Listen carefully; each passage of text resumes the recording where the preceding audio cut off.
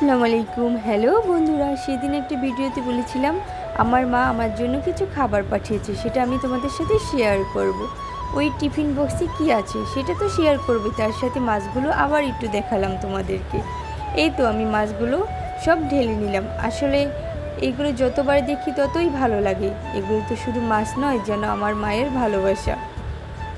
মা খুব যত্ন করে আদর করে আমি যা পছন্দ করি সেগুলো আমার জন্য পাঠিয়েছে।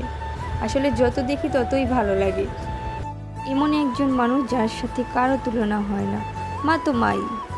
সে সব সময় তার সন্তানের পছন্দ, ভালো লাগা, খারাপ লাগা সেগুলো নিয়েই সব সময় চিন্তা করে। কে কী খেতে পছন্দ করে সব সময় সেটাই ভাবে।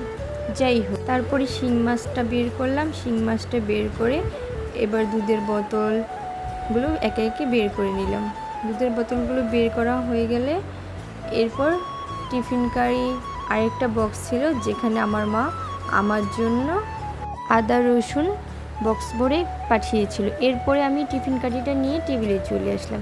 এই তো এখানে দেখতে পাচ্ছেন আমাদের গাছের মরিচ, তারপরে আমার পছন্দের দেশি মাছ দিয়ে লাউ শাক দিয়ে রান্না করা, আর ছিল আমার মায়ের হাতের মজাদার হাঁস ভুনা। আমার মতো কে কে হাঁসের মাংস খেতে পছন্দ করো প্লিজ কমেন্টে জানিও। ভিডিওটি যদি তোমাদের কাছে ভালো লেগে থাকে প্লিজ আমার চ্যানেলটি সাবস্ক্রাইব করো এবং লাইক কমেন্ট শেয়ার করো। আজকের মতো এই পর্যন্ত। সবাই ভালো থাকো, সুস্থ থাকো। আল্লাহ হাফেজ।